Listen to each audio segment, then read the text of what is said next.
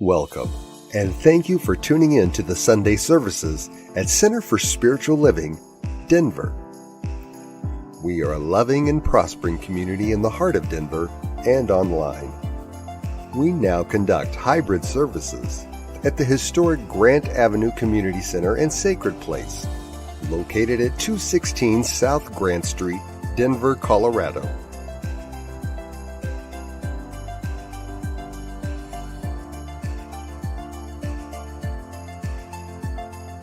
All are welcomed here. A place, space, and face of love. We are a spiritual community practicing universal principles that enrich our lives. We are grateful that you have blessed us with your presence. While online, we'd love to know you're watching with us. Feel free to leave a comment and let everyone appreciate you. With everything going on, life can feel overwhelming. CSL Denver wants you to know we are here for you. Please know that our practitioners are available for personal prayer work. Our licensed spiritual practitioners' names and phone numbers are available on our website at csldenver.org. Or if you have a prayer request, feel free to email it to info@csldenver.org. For your convenience, you'll find clickable links in the description of this broadcast. Rev Elzia, along with all our guest speakers, practitioners, service coordinators, and musical inspirations, want you to know how truly grateful we are that you are with us today. Thank you for your continued support and participation in our services, workshops, and events, as well as providing financial contributions to our center. If you're interested in upcoming events and information, we send out weekly newsletters. Sign up by visiting www.csldenver.org. We deliver services in a hybrid format where we meet in person at 216 South Grant Street. We will also continue to live stream all services on Facebook and YouTube every Sunday. Find us on our respective channels as well as on New Thought Media Network. Again, thank you for your precious attention. Now prepare for engaging enlightenment.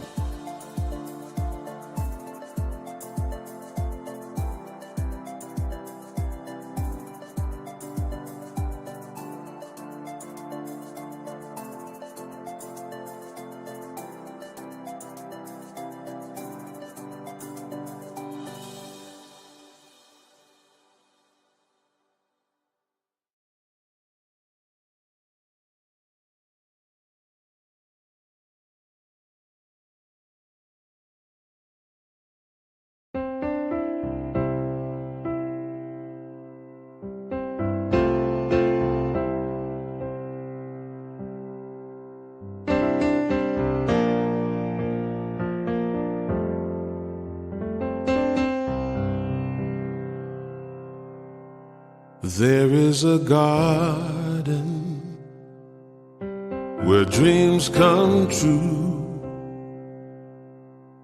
a beautiful garden where God's grace blooms. There is a garden where everything grows, a beautiful garden where love is sown. And in this place of light and love, you can have anything that you're dreaming of. There is a garden where dreams come true, a beautiful garden. That garden is you.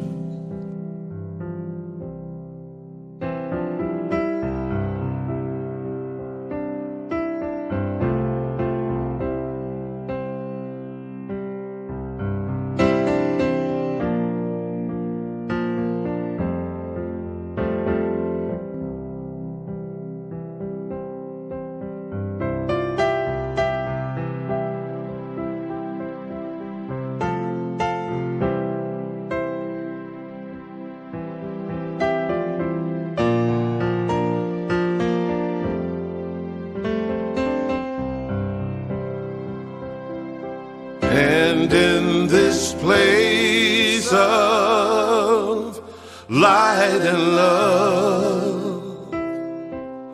You can't have anything that you're dreaming of. There is a garden where dreams come true, a beautiful garden. That garden is you. Such a beautiful garden. That garden is you.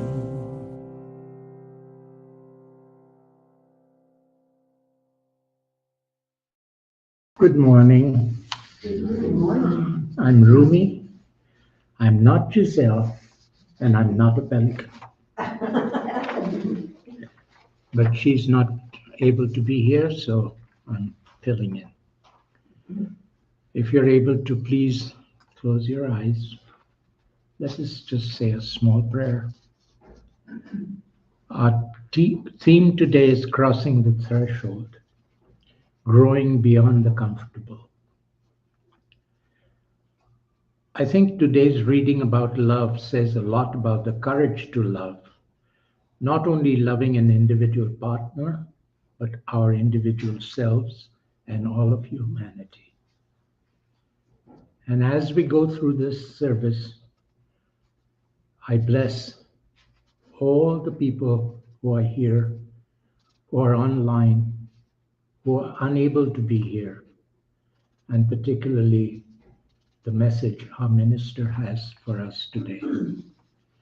A story from Alan Cohen called Why Peacocks Honk. One morning, a pair of peacocks showed up at the back door of our home in the country and adopted us. We have no idea where they came from. The mated pair were never more than a few feet apart. The two were quiet, curious, and glorious to behold, so we decided to let them stay. We named them Romeo and Juliet.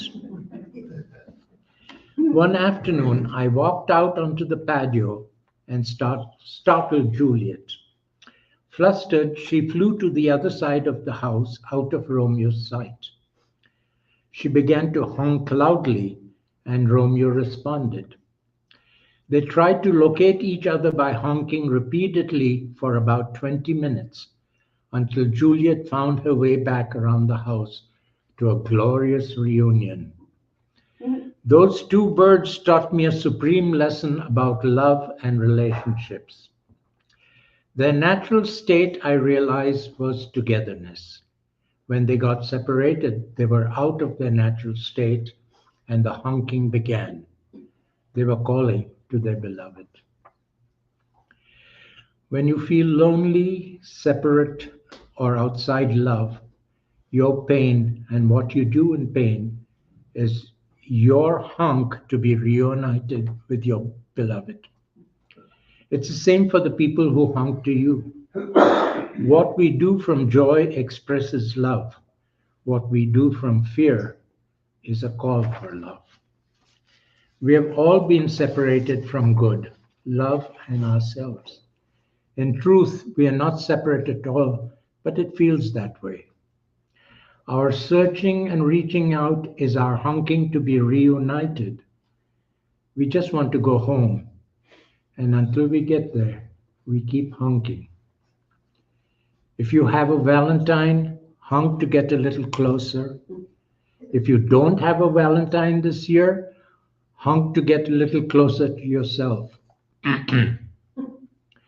The wonderful thing about love is that you can shine it at anything and anyone, including, maybe especially, yourself.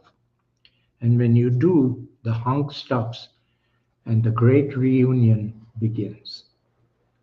And a quote from A Course in Miracles, which says, where there is a call for love, you must give it because of what you are. And Ernest Holmes in Science of Mind reminds us that spirit knows only perfection. This isn't a call to pretend we are flawless. It's a call to see ourselves through the lens of divine wholeness. When we align our thinking with spirit, we begin to dissolve the harsh societal standards and rest in deeper, unchanging truth. We are already enough. And now, here's Bob Sima with his song, Raise the Vibe. So it is.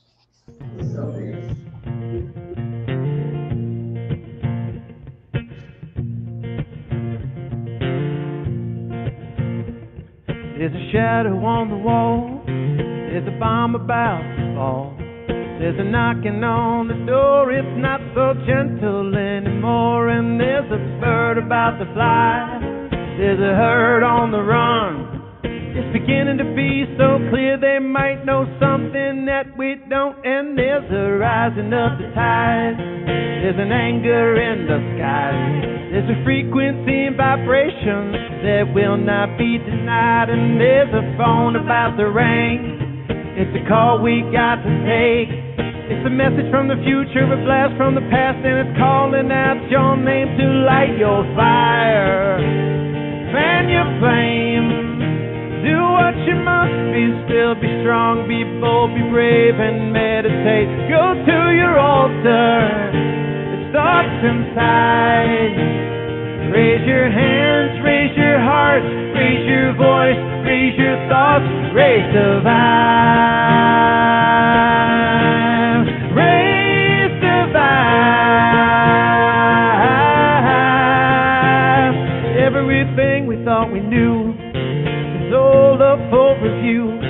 Everything gonna change for the better. It's not a breakdown, it's a breakthrough. And we've sang this song before. We danced all over this floor. But the whisper we heard in the breeze, my friend, it turned into a roar. To light your fire, fan your flame. Do what you must be, still be strong, be bold, be brave, and meditate. Go to your altar. It's up inside. Raise your hands, raise your heart, raise your voice, raise your thoughts, raise the vibe.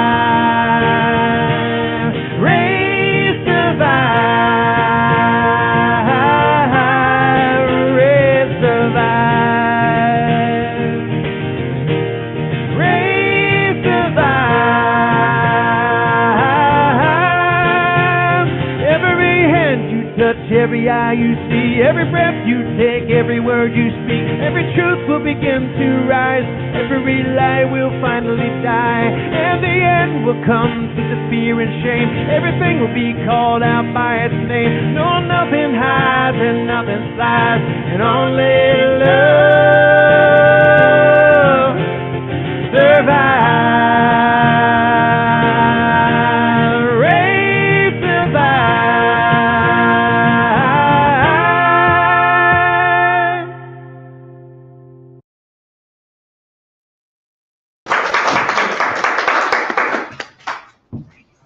Good morning, good morning, good morning.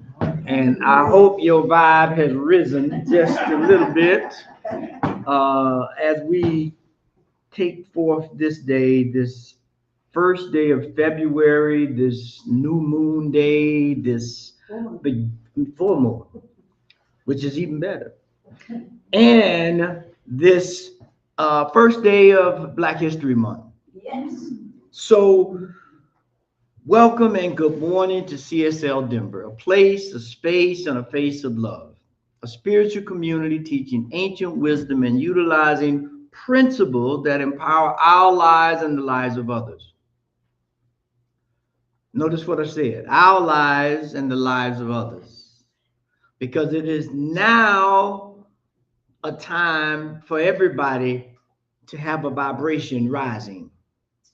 To rise above the muck and the mire and all the things that appear to be impediments or not stepping stone, more like stumbling blocks to keep us from realizing who we are and creating a world that works for all. So as we begin this journey, if it feels comfortable to just close your eyes and allow me to create this container where the Spirit resides. Infinite Spirit, that source of all possibilities. We welcome your presence this morning in this place and in our hearts, and know that you are in charge of all things. May every thought we think today be aligned with clarity. May every word spoken here today be rooted in truth. And may every action we take allow us to step into a place of healing and justice and expansion, so that we can step into the divine idea of who we are. We affirm and stand on sacred ground, knowing that change is possible. Change is possible. Therefore, we send blessings to every person who hears this message, everyone who sees a video or pick up a word from what's being said today that allows us to move in a way of continuous transformation, the process of becoming, and so it is. Amen. And so today, as we begin this journey, we stand at the threshold of change. Believe it or not. Regardless of the circumstances and the conditions that may appear to weigh us down, or that appear to be stumbling blocks into reaching our true potential, we take this moment to realize that we are on the edge of something new. Something is flowing, a doorway that is there for us to negotiate or navigate. And as we walk into this month's theme of embracing the edge, you know, I'm quite sure that most of us here, whether we've accomplished it or tried it, have tried a 14er once or twice in Colorado. That's just a thing. And I'm sure we've all got to the top of one or close to the top of the one, and we kind of peeked over the edge, and there was no embracing, because it was like, ooh, if I fall, if I stumble, if I slip, this might be a problem.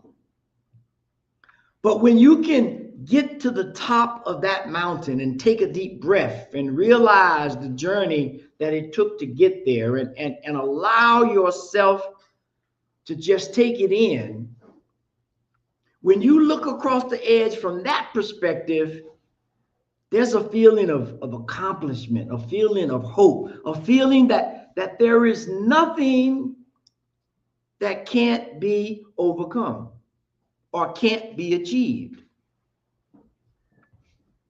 And so we want to start that idea for this month's theme of embracing the edge, and look at crossing the threshold. Now, all the way up the mountain, there were many thresholds. There was the threshold of getting out the bed and getting in the car and driving to the mountain. There was the threshold of getting out the car where you just said, well, I'm just going to go get breakfast. I'm not going. It was a nice ride. It was scenic. The sun was rising. I'm going to go get some breakfast.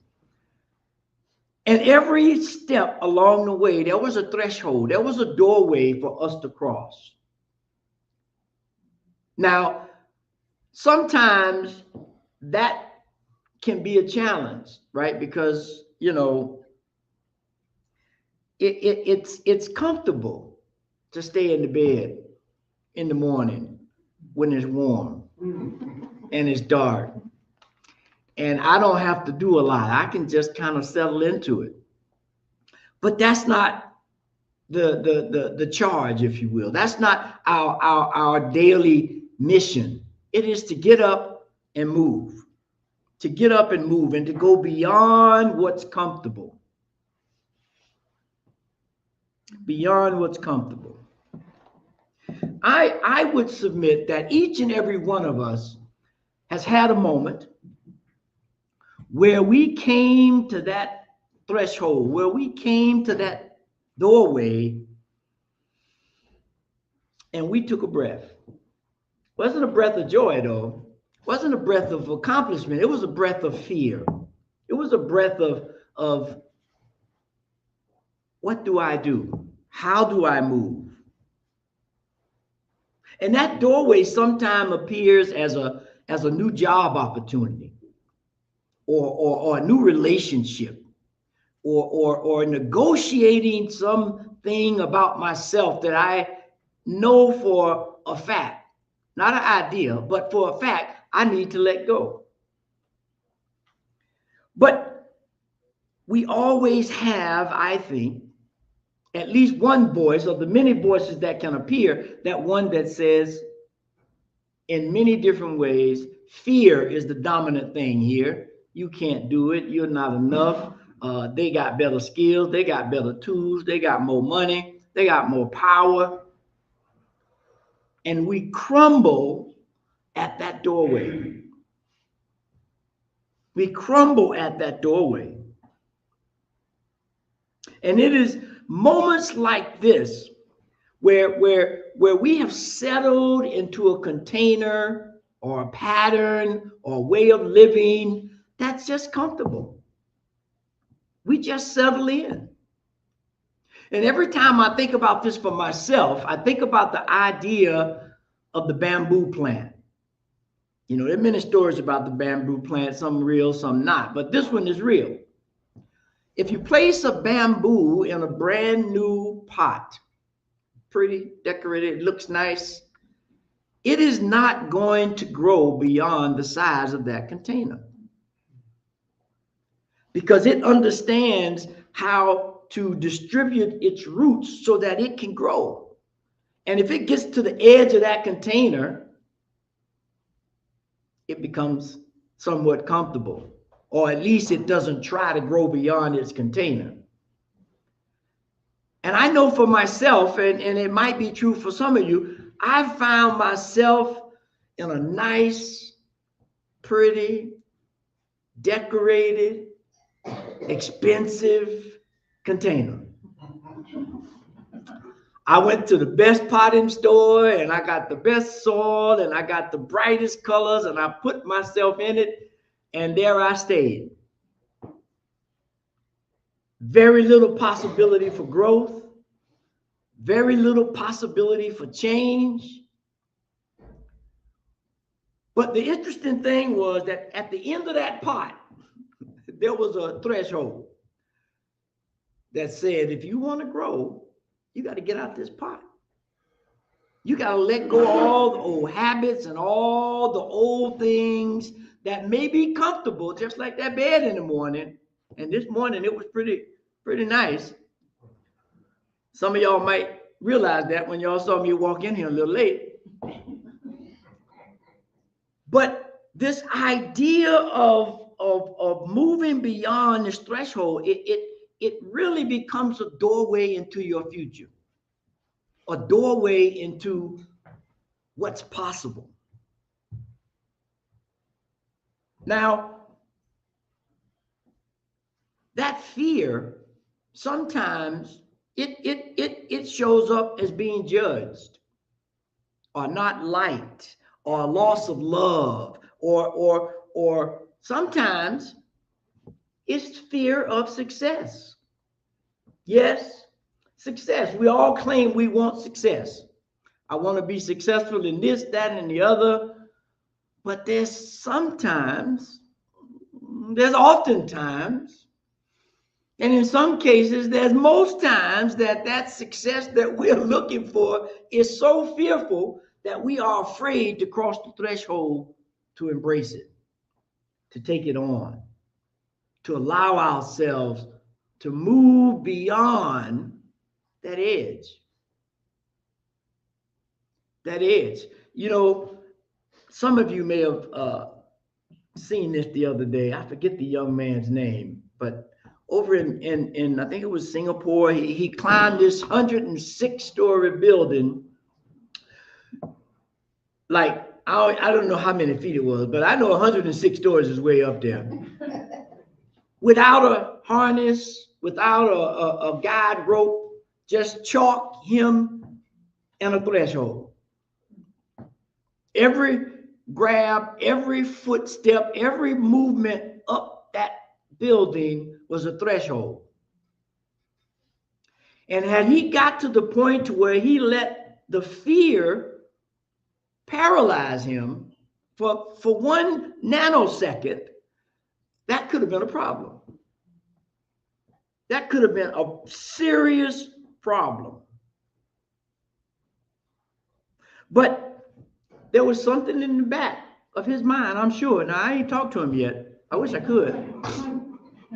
But I could just sense there was something in the back of his mind that says, each one of these stumbling blocks, these thresholds, these doorways, awakens something within me to really understand the power and presence of the divine in any situation. Now, I probably could have did it for the first floor.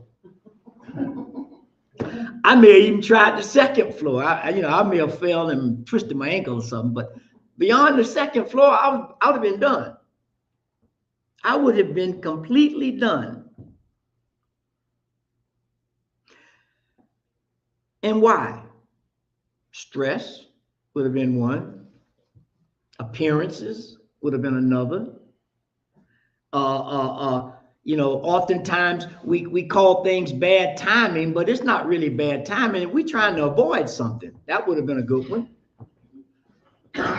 Trying to avoid God knows what, the least of falling off the building.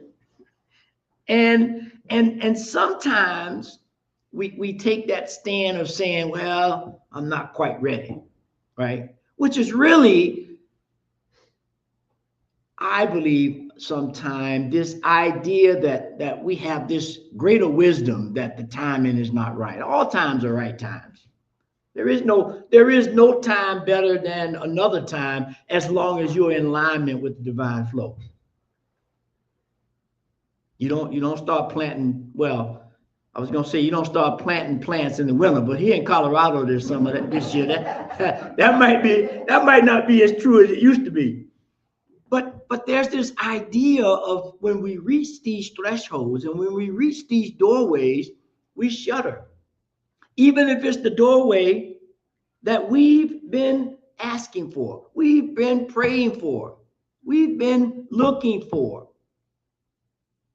And if we are anywhat curious today or observant, and we look around the landscape or the container that we find ourselves in locally and globally, we understand we have reached the threshold. We have reached the doorway that we must summon the courage to move through. You think about this month being Black History Month. Think about the courage that some of those individuals had to take just to learn to read. To read. And now people don't even read no more. People gave up their lives to learn to read. And people say, oh, read a book? I saw a show the other day. Guy said, read a book? So he asked the question. He was on Bill Maher's show. He said, how many blank pages are in here? Those are the ones I want to read. And Bill Maher said, oh, well, if you start at the chapter, sometimes the chapters start halfway down. So that's a good start for you, maybe. Read the first chapter of every page. I mean, you read the first chapter of the book, and then you at least get something. But we have lost this idea of engaging, of moving beyond our comfort zone. Fear. False evidence appearing real. Fear. Think about that. Think about a time when you were fearful to take a step, to move beyond, to get on the path. and not of your own doing, you stumbled maybe, or somebody pushed you, or you had no choice but to get on that path. And then once you got there, you were like, oh, that wasn't as bad as I thought. Matter of fact, it was pretty smooth. False evidence appearing real. There's the story I wanna highlight, this whole idea of going beyond the thresholds and comfort. It's the desert and the doorway. There was a young lady named Nina who lived in a desert, and just off a bit from the city, there was this gate, this doorway that she just looked at constantly. She worked in the market and it was close there, and she just looked at it. And there was nothing wrong with her life. She was making money, but everything was the same. Everything was, be quite honest, had gotten a little stale. She woke up, she did get out of bed, even without the comfort. She went to the market, she met people, and the thing that intrigued her the most was these travelers that came through that door with all types of stories and merchandise and all these things that happens beyond the door. And there was an elder one day who came to the market frequently, and she watched her, as elders do. They sit and watch folk. She walked up to her and says, why do you always keep staring at that doorway? She said, well, I would love to go beyond it, but I don't know what's beyond it. I'm a little fearful, and so I just can't cross it. And so the elder sat there for a while and thought, and she said, every life has its own threshold. Every life. And if you don't take that first step with trust and faith, you will regret it for the rest of your life. And so the next morning, the young lady Nina, she got up and she took a different course to the market. Set the stage. She laid all her stuff out, then she packed a bag and gave all of her stuff to the person that was next to her and said, please take this and look after it. If I come back, great. If I don't, it's yours. So she walks to the door, and she's conjuring up in her mind this big heroic thing, and this thing that's gonna, set off fireworks and everything. She stepped across the threshold and she noticed nothing happened. At least so it seemed. Because when she sat with that, beyond all of the expectations, she realized the outer landscape had not changed. It was bigger vista and more things to look at. But what really happened when she took that first step was her inside changed. She got more courage. She thought about all the things she'd passed up her whole life by not being able to take that first true, faithful step beyond the threshold. And that's what we're being asked to do today.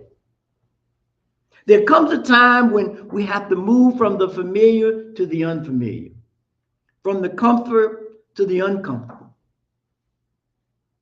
And I would say right now, if there's never been a time for that to take place, now is most definitely the time. It's most definitely the time. Now, I'm somewhat of a news. I don't know. I'm a news person. I was gonna say junkie, but that probably don't fit right. But I like to watch the news and be informed, so I can begin to create an awareness in my mind. And when I woke up this morning and I saw they had like a foot of snow in Myrtle Beach, not Myrtle Beach, in Charleston, South Carolina, I was like, ooh. In Charlotte, North Carolina, I said, boy, I know that part. I got relatives over there. The only white stuff they got over there is beach on the sand, not snow. It's a great indicator in my mind that says we're at a threshold. Physically, mentally, emotionally, spiritually, energetically, climately. I'm making up words as we go because everything says it's time for us to change, to step across the threshold, to embrace the edge, not in fear, but in excitement, in wonderment, in courage to get to the path of freedom, the path of success, the path of love, the path of overcoming. And this place is where we have to drop everything that no longer serves and move down the path only with what's necessary. Now just ask yourself, how many things do I have that are necessary? And what is the difference between necessary and required? That's an interesting question to ponder this week. The difference between what's necessary and what's required. Because there's a difference. There's a difference. It's necessary for me to be comfortable on the path, but it is required that I have a coat if I'm in the winter. It's not a necessity. It is a requirement. And we have to begin to differentiate between the two. And so as we move forward and we think about this idea of stepping across the threshold, I want to bring up this quote from what's her name? From Arthur C. Clarke.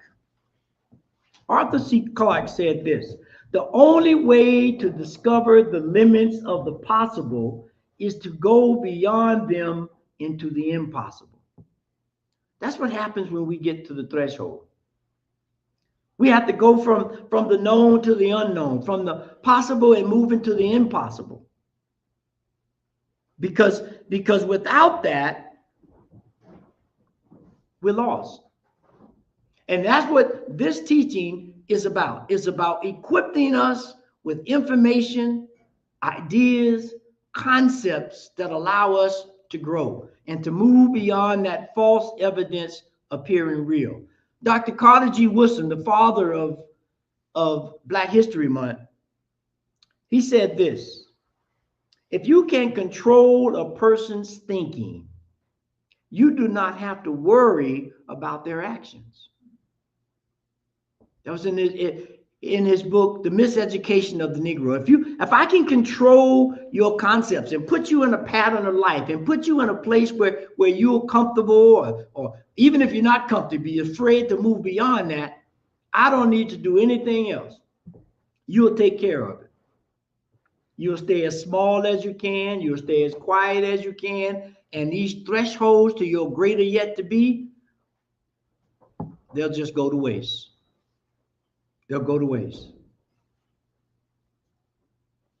And so I'm going to give you three things that allow us to remember what happens, or what we can do, and I dare say should do, when we get to those threshold moments. The first thing is this: to remember that comfort is a beautiful place, but nothing really grows there. Nothing happens in those places of comfort. We stay asleep. Comfort is seductive. Think about it. When you were in that bed this morning, it was seductive to just look up and turn over, not look over and get up. It felt safe. It was predictable. It was familiar. But just like that bamboo in the container, there comes a moment when that comfortableness has to be overcome. Because if it doesn't, I'm sure we have some planters and gardeners in here who may do some pot planting. If that plant reaches the end of that container, the roots will begin to dry up or become waterlogged or just rot. And then the plant ceases to exist just by being comfortable. Thresholds require us to confront limitations and move forward with grace. Stop avoiding and start asking, why am I in fear of this new beginning? James Baldwin says this: not everything that is faced can be changed, but nothing can be changed until you face it. We have to face our fears. We have to face our limitations. We have to face these doorways with energy to move forward. With energy to move forward. And that sometimes is difficult, but we got to do it. And we have to change our perspective. The second thing is we need to change our perspectives of what these doorways or these thresholds are. They are not obstacles. They're invitations. They're invitations to grow, to expand, to look at things differently, to move out of our comfort zone. Those moments where that discomfort is really a disguise for invitation. Again, think about how many times you've been in a situation and you fretted for weeks, for months, dare I say years, before you took a step and you realized that it was the best thing that ever happened. And then you have to ponder, I had this invitation for a whole year and I didn't take it. Everything has changed now. How do we move beyond that? Just moving beyond that threshold. When we think about moving beyond that, I come to the conclusion that when I look at any spiritual teacher, whether it's Abraham who had to leave his family, whether it was Moses who had to cross the Red Sea, whether it was Jesus who had to go in the wilderness, or whether it was Buddha who had to leave the palace, they all had to step forward and look at that as an opportunity, not as an obstacle. As an opportunity, as an invitation to move beyond what was comfortable, especially Buddha was in the palace. Had everything he needed. And he said, I need to step beyond this gate. What's your gate? What's the palace that we're going to walk away from? The pattern of the universe is transformation. Period. There is nothing in the universe that has not transformed or continues to transform. So let's begin to work with that, to look at that. Joseph Campbell says this. Joseph Campbell says, the cave you fear to enter holds the treasure you seek. So we have to take that invitation. We have to move. We have to move in a direction of our dreams. And last thing that we have to do as we negotiate these thresholds and doorways, we have to understand that growth requires surrender. Growth requires surrender. And then once you surrender, there's a second thing, and that is to step forward. Once we surrender from one thing, we have to step into another thing. Crossing this threshold is not just about stepping into something new. It's about releasing something old, something that no longer serves us, something that has kept us in a place that was comfortable, but at some point it lost its value. And we have to begin to realize that and shed that. Crossing this threshold is not just about stepping away from something, it's stepping into something. Anissa Nin, she was a writer. I'm sure a lot of you've heard this. And the day came when the risk to remain tight in a bud was more painful than the risk it took to bloom. That's what threshold moments are. Opportunities to bloom. Opportunities to step into trust.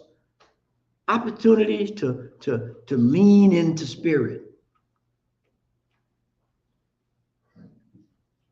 It doesn't have to be something dramatic. Oftentimes it's not.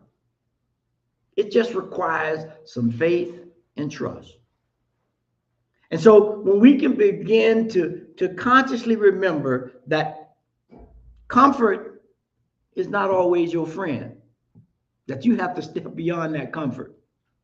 Although greater society tells us we want to be comfortable. We want to go beyond the beach with a Corona, with a lime. we want to be comfortable. That gets old real quick. But when we realize that, now we understand that, okay, each of these moments is an opportunity, an invitation to move to something, to move beyond something. And then we just surrender to it. We surrender to it. So the invitation that we all have today, stop arguing for our limitations. Stop arguing for your limitations. I do it. I did it this morning. I argued for the limitations to stay in that bed. It didn't work for me. It just caused stress. And I'm glad I didn't get a ticket on the way over here because I was speeding. I'm gonna confess. But when we think about these opportunities, these threshold moments, I think this topic, this idea of embracing the edge during the month of Black History is genius. Because when you think about the many, many, many obstacles that Blacks had to face in this country just to be recognized for something other than property, took a lot of courage. It took a lot of stepping through doors and light. I mean, doors where there ain't been no light. And if they can do it, we can do it. We have far more assets. We have far more skill. I would sometimes question that, but you know, they say necessity is the motherhood of invention and creativity.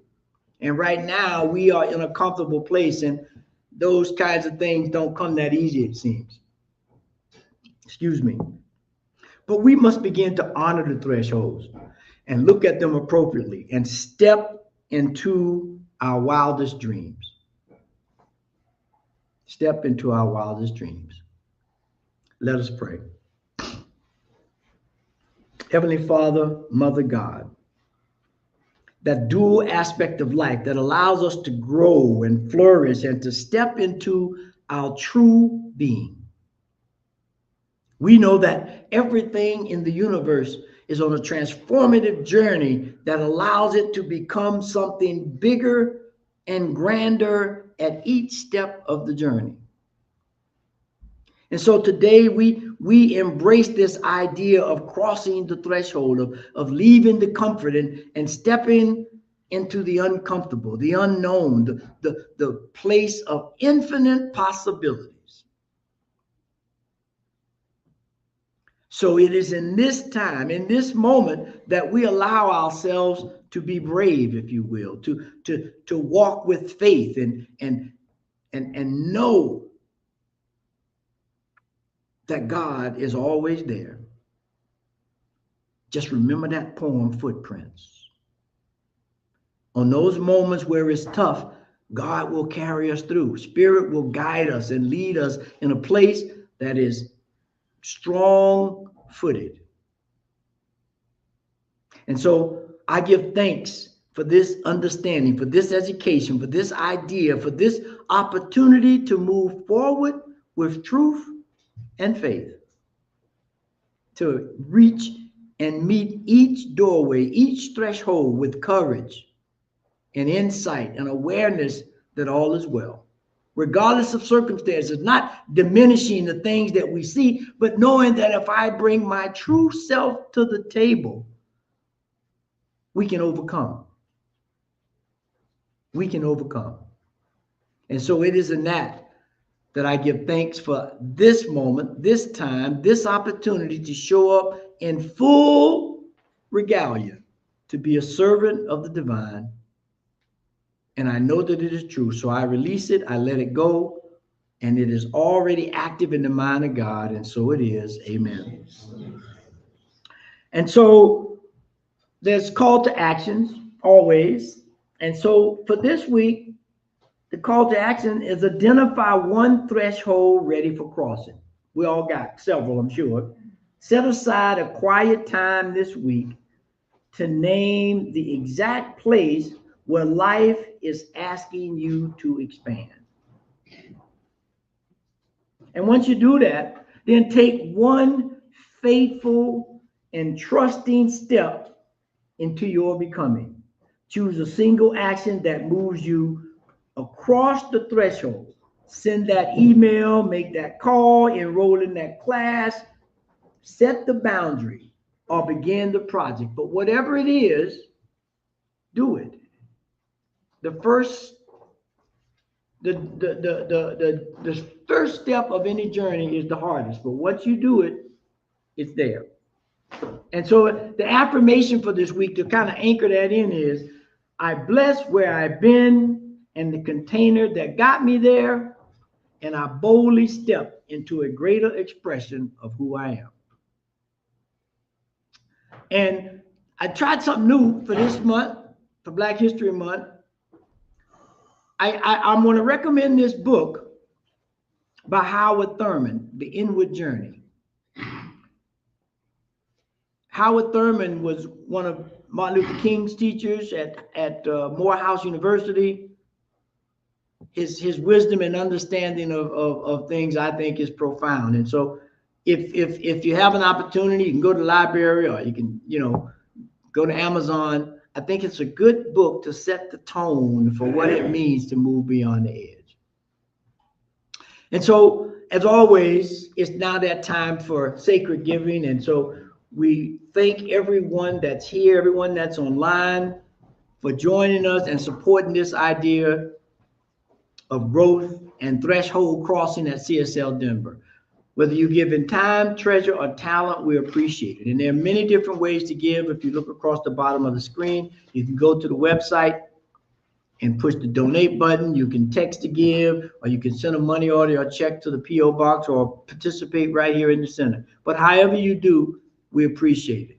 And to anchor this idea into our being, if it feels comfortable, place your hand on your heart and repeat our affirmation. This perfect gift is spirit informed, circulating and blessing all that it touches. Freely I give and joyously I receive, and so it is, amen. So it is, amen. And so now Alice is going to come up and give us some announcements, and we'll get on with the day. Thank you, Reverend Elzia. Okay. Okay. Over here on the table, we have an information sheet, and it is, I don't know why our camera's being weird, but anyway, we send out weekly a MailChimp, and then we also post information on our website. So Reverend Elzia's call to action and affirmation slides are put on there every week. So if you didn't catch it here today, then you can do that, and we'll see about taking the blue out of it. I'm not sure why I did that, but anyway. And also over here we've got some magnetic bookmarks that Tim donated, and some CSL Denver pens, and we also have our prayer area. So if you need a prayer, feel like you need a prayer in your life, we've got some prayer request forms there, and the practitioners will take them home and treat for you during the week and doing some affirmative prayer. We also have the latest January, February Science Mind magazine. we've got 2 left. They're on sale for $10. And we also have older magazines that are free to take. So if you want to take some home and read up on them, that's just fine and dandy with us. And today, right after service, we'll have some coffee and cake. Today is Teresa's birthday, and so we'll wish her a happy birthday, and then we'll circle up and have a meditation and coffee. So join us for our mindfulness moment meditation, where we will focus on quieting the mind and being fully present in the now without judgment. And we've got our curiosity corner in the back. We have a bunch of books, tapes, CDs, Oracle cards, and all of that. We have a bargain basement over here, and everything on that table is $1. Everything over here, there's a price thing, but nothing is, I think, over $5. So, help yourself, please. And we are so blessed to have New Thought Media Network and Diego as our Sunday service producer. We invite you to go to www.ntmedia.org and check out what they have. There's something for everyone. They've got radio programs. Reverend Elzia and Reverend Robert do a thing on Tuesdays at 2 o'clock where they have discussions, and then also on Friday mornings ministers talking sugar, as he says. So we are truly blessed by everyone who has chosen to support CSL Denver by showing up on Sundays or watching our services online. We know that as we move through the rest of this year, the Divine Beloved is guiding and loving each and every one of us. And remember that. I know this year is just, it feels like January has been 365 days. And so we've still got another 11 months to go. So please just know that we are here to support you, however, and know that the Divine Beloved is holding you. And now let's close out with Karen Drucker singing, I Am So Grateful. Hey, I'm so grateful. I'm so grateful. I'm so grateful. I'm so grateful for all that I have. I'm so grateful. I'm so grateful. I'm so grateful for all that I have. Hey, oh yeah, grateful. I just say I am so grateful every day for all I have. Every day, I'm so grateful. I'm so grateful. I'm so grateful for all I have. Every day I say